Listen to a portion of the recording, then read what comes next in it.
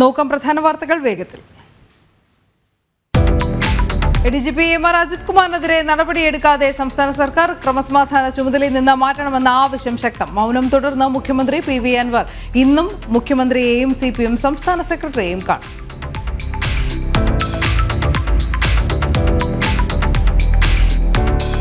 Retired justice Hema committee റിപ്പോർട്ടുമായി ബന്ധപ്പെട്ട ഹർജികൾ പരിഗണിക്കാൻ രൂപീകരിച്ച ഹൈക്കോടതി പ്രത്യേക ബെഞ്ചിന്റെ ആദ്യ സിറ്റിംഗ് ഇന്ന്. പരിഗണിക്കുന്നത് കേസെടുക്കണമെന്നും CBI അന്വേഷിക്കണമെന്നും ഉൾപ്പെടെയുള്ള ഹർജികൾ. പൊതുതാൽപര്യ ഹർജിയും ഹൈക്കോടതിയുടെ പരിഗണനയിൽ. ഹർജിയിൽ കക്ഷി ചേരാൻ അപേക്ഷ നൽകി നടി രഞ്ജിനി.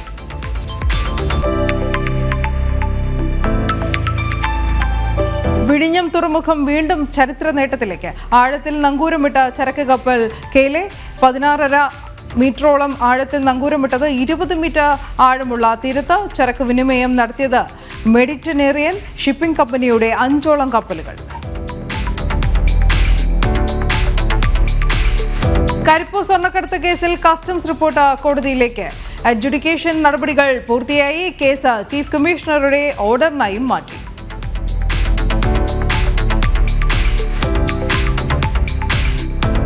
സംസ്ഥാനത്ത് ശക്തമായ മഴയ്ക്ക് സാധ്യത. 7 ജില്ലകളിൽ ഇന്ന് യെല്ലോ അലർട്ട്. തിരുവനന്തപുരം, കൊല്ലം, ആലപ്പുഴ, എറണാകുളം, കോഴിക്കോട്, കണ്ണൂർ, കാസർഗോഡ് ജില്ലകൾക്കാണ് മുന്നറിയിപ്പ്. മഴയ്ക്കൊപ്പം ഇടിമിന്നലിനും സാധ്യതയെന്നും കേന്ദ്ര കാലാവസ്ഥാ വകുപ്പ്.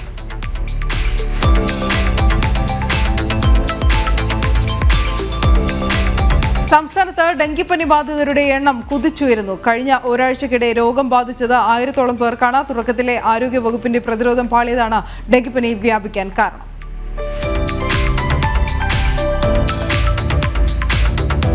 കോഴിക്കോട് കോർപ്പറേഷൻ പരിധിയിൽ മഞ്ഞപ്പിത്തം പടരുന്നു. രോഗവ്യാപനത്തിൽ കോർപ്പറേഷൻ അധികൃതരുടെ അലംഭാവത്തിൽ പ്രതിഷേധം ശക്തം. കുമ്മേരിയിൽ ഇതിനോടകം രോഗം സ്ഥിരീകരിച്ചത് 47 പേർക്ക്. രോഗവ്യാപനത്തിൽ പ്രദേശവാസികളെയും ജനകീയ സമിതിയെയും പഴിചാരി കോർപ്പറേഷൻ ഭരണസമിതി.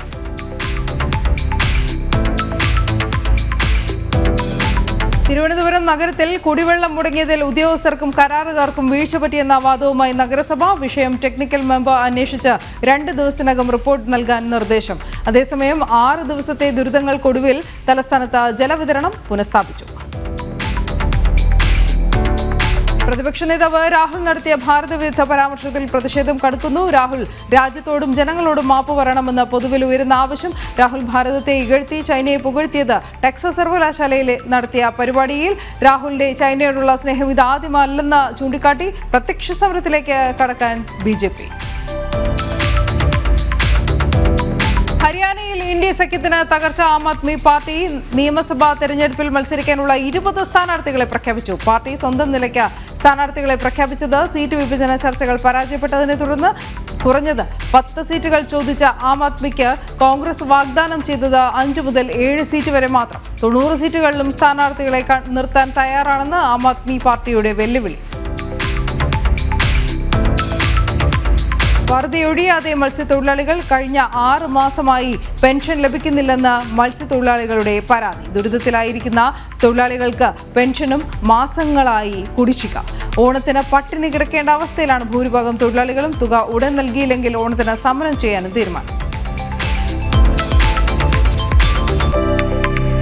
ലക്ഷങ്ങൾ മുടക്കി നിർമ്മിച്ച സ്മാർട്ട് വില്ലേജ് ഓഫീസ് കെട്ടിടം ഇടിഞ്ഞു താഴുന്നതായി പരാതി. തിരുവനന്തപുരം നെടുമങ്ങാട് വില്ലേജ് ഓഫീസ് കെട്ടിടമാണ് സുരക്ഷാ ഭീഷണി നേരിടുന്നത്. കെട്ടിടത്തിന്റെ അപകടാവസ്ഥ ചൂണ്ടിക്കാട്ടിയിട്ടും നടപടികൾ സ്വീകരിക്കുന്നില്ല എന്നും ആരോപണം. കോഴിക്കോട് കൂടരഞ്ഞിയിൽ ആശുപത്രി വളപ്പിൽ യുവാവ് ഷോക്കേറ്റ് മരിച്ച സംഭവത്തിൽ കുടുംബാംഗങ്ങൾ ജില്ലാ കളക്ടർക്ക് പരാതി നൽകി. മകന്റെ മരണത്തിന് പിന്നിൽ ആശുപത്രി അധികൃതരുടെയും ജീവനക്കാരുടെയും അനാസ്ഥയെന്ന പിതാവ് ബിനു. കഴിഞ്ഞ വ്യാഴാഴ്ചയായിരുന്നു ചവലപ്പാറ സ്വദേശി അബിൻ കൂടരഞ്ഞി കരിങ്കുറ്റിയിലെ സെന്റ് ജോസഫ് ആശുപത്രി പരിസരത്ത് വെച്ച് ഷോക്കേറ്റ് മരിച്ചത്. ആഭ്യന്തര വകുപ്പിനും ടൂറിസം വകുപ്പിനും രൂക്ഷ വിമർശനവുമായി ആലപ്പുഴയിലെ CPM ബ്രാഞ്ച് സമ്മേളനങ്ങൾ. ലഹരിക്കടത്തുകാരനെ ചേർത്ത് പിടിക്കുന്ന സംസ്കാരമാണ് ജില്ലയിലെ പാർട്ടി മന്ത്രിക്കെന്നും ആലപ്പുഴ വടക്ക് ഏരിയ പരിധിയിലെ ബ്രാഞ്ച് സമ്മേളനത്തിൽ വിമർശനം. യുവജന വിദ്യാർത്ഥി സംഘടനകളിൽ ലഹരി വ്യാപനവും അമിത ആഡംബരവും വ്യാപകമെന്നും സമ്മേളനങ്ങൾ കുറ്റപ്പെടുത്തി. വിഭാഗീയത രൂക്ഷമായ ആലപ്പുഴ ജില്ലയിൽ സമ്മേളനം ആരംഭിച്ചതിന് പിന്നാലെ പാർട്ടിയിലെ കൂട്ടരാജികളും പരസ്യ പ്രതികരണങ്ങളും വ്യാപകമാകുന്നു. കൂട്ടത്തോടെ പാർട്ടി അംഗങ്ങൾ രാജിവെച്ചത് ജില്ലാ സമ്മേളനത്തിന് വേദിയാകുന്ന ഹരിപ്പാടും പാർട്ടി ശക്തി കേന്ദ്രമായിരുന്ന കായംകുളത്തും. ഈ മേഖലകളിൽ സമ്മേളന നടത്തിപ്പ് തന്നെ പ്രതിസന്ധിയിൽ.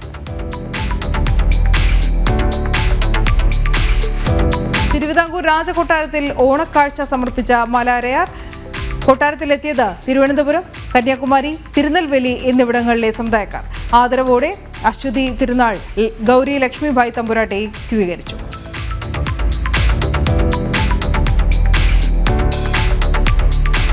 iPhone 16 സീരീസ് പുറത്തിറക്കി ആപ്പിൾ. iPhone 16 പുറമെ iPhone 16 Plus, iPhone 16 Pro, iPhone 16 Pro Max എന്നിവയും അവതരിപ്പിച്ചു. AI ഫീച്ചറുകൾ നിറഞ്ഞതാണ് iPhone 16.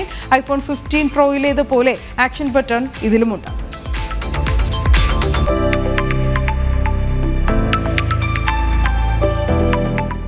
പ്രശസ്ത നടനും സ്റ്റാർ വാർസിൽ ഡാർത്ത് വേഡർ, ലയൺ കിങ്സിലെ മുഫാസയ്ക്കും ശബ്ദം നൽകിയ ജെയിംസ് ഏൾ ജോൺസ് അന്തരിച്ചു. 93 വയസ്സായിരുന്നു. ന്യൂയോർക്കിലെ ഹഡ്സൺ വാലി മേഖലയിലെ വീട്ടിൽ വെച്ചായിരുന്നു അന്ത്യം. മരണകാരണം വ്യക്തമല്ല.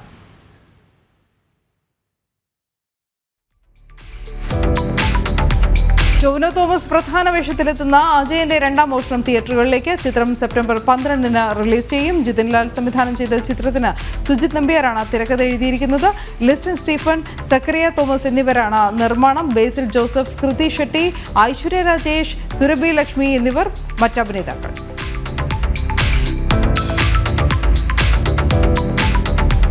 ദിൽജിത്ത് അയ്യത്താൻ സംവിധാനം ചെയ്ത ഗുഡ്വിൽ എന്റർടൈൻമെന്റിന്റെ ബാനറിൽ ജോബി ജോർജ് നിർമ്മിച്ച കിഷ്കിന്ധ കാണ്ഡം സെപ്റ്റംബർ 12 റിലീസ് ചെയ്യും. ആസിഫ് അലി, അപർണ ബാലമുരളി, വിജയരാഘവൻ, ജഗദീഷ്, അശോകൻ, നിഷാൻ, നെല്ലുകൽ രവി, മേജർ രവി, കോട്ടയം രമേശ് എന്നിവരാണ് ചിത്രത്തിലെ അഭിനേതാക്കൾ. സിനിമയുടെ ട്രെയിലറിന് മികച്ച പ്രതികരണം ലഭിക്കുന്നു.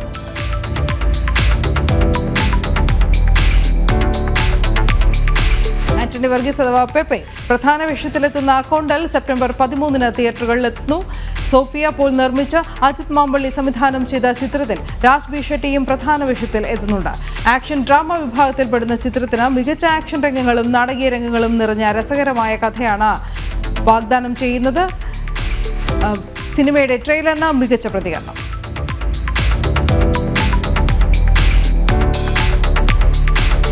മുണ്ടുടുത്ത് തനി മലയാളികളായി കൊച്ചിയിൽ ആരാധകർക്കിടയിലേക്ക് ഇറങ്ങി കേരള ബ്ലാസ്റ്റേഴ്സ് ടീം. കേരളത്തിന്റെ സ്വന്തം കാൽപന്ത് രാജാക്കന്മാർ ആരാധകർക്കൊപ്പം ചേർന്നപ്പോൾ കൊച്ചി അക്ഷരാർത്ഥത്തിൽ ആവേശക്കടലായി മാറി. ഞായറാഴ്ച പഞ്ചാബ് FC-യുമായുള്ള ആദ്യ പോരാട്ടത്തിനുള്ള അവസാനവട്ട തയ്യാറെടുപ്പുകളിലാണ് കൊച്ചി ബ്ലാസ്റ്റേഴ്സ്.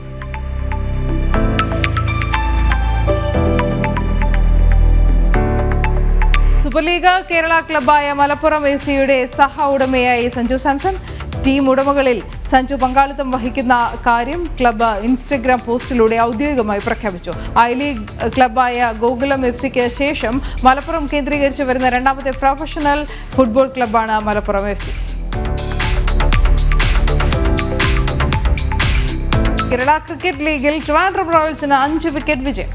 കാര്യവട്ടം സ്പോർട്സ് ഹബിൽ നടന്ന മത്സരത്തിൽ കൊച്ചി ബ്ലൂ ടൈഗേഴ്സിനെയാണ് റോയൽസ് തോൽപ്പിച്ചത്. റോയൽസ് ക്യാപ്റ്റൻ അബ്ദുൽ ബാസിത്ത് 32 പന്തിൽ 50 റൺസ് നേടി പുറത്താകാതെ നിന്നു. ആദ്യം ബാറ്റ് ചെയ്ത കൊച്ചി 131 റൺസ് നേടിയപ്പോൾ റോയൽസ് 19.5 ഓവറിൽ ലക്ഷ്യം മറികടന്നു.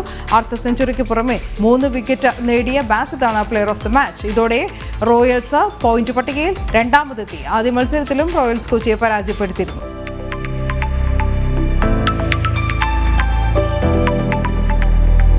തൃശൂർ FC-ക്കെതിരെ കേരള സൂപ്പർ ലീഗിലെ ആദ്യ വിജയം സ്വന്തമാക്കി കണ്ണൂർ വാരിയേഴ്സ് FC.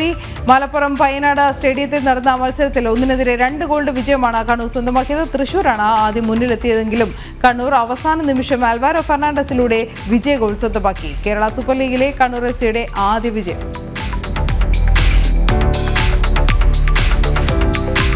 സംസ്ഥാന സീനിയർ ഫുട്ബോൾ ചാമ്പ്യൻഷിപ്പിൽ ആതിഥേയരായ കോട്ടയം ജേതാക്കൾ.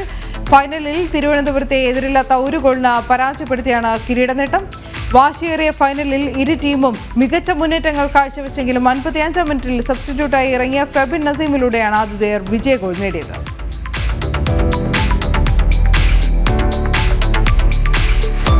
ത്രിരാഷ്ട്ര ഇന്റർ കോണ്ടിനെന്റൽ കപ്പ് ഫുട്ബോളിൽ ഇന്ത്യയെ തോൽപ്പിച്ച കിരീടം സ്വന്തമാക്കി സിറിയ. എതിരില്ലാത്ത 3 ഗോളുകൾക്കാണ് ഇന്ത്യയെ തകർത്തത്. ആദ്യ മത്സരത്തിൽ മൗറീഷ്യയുമായി ഗോൾ രഹിത സമനില വഴങ്ങിയ ഇന്ത്യക്ക് കിരീടം നിലനിർത്താൻ സിറിയയുമായുള്ള പോരാട്ടത്തിൽ വിജയം അനിവാര്യമായിരുന്നു. എന്നാൽ കിരീട നേട്ടത്തിന് സമനില മതിയെന്നിരിക്കെ 3 ഗോളിന്റെ വിജയത്തോടെ ആധികാരികമായാണ് സിറിയ ചാമ്പ്യന്മാരായത്.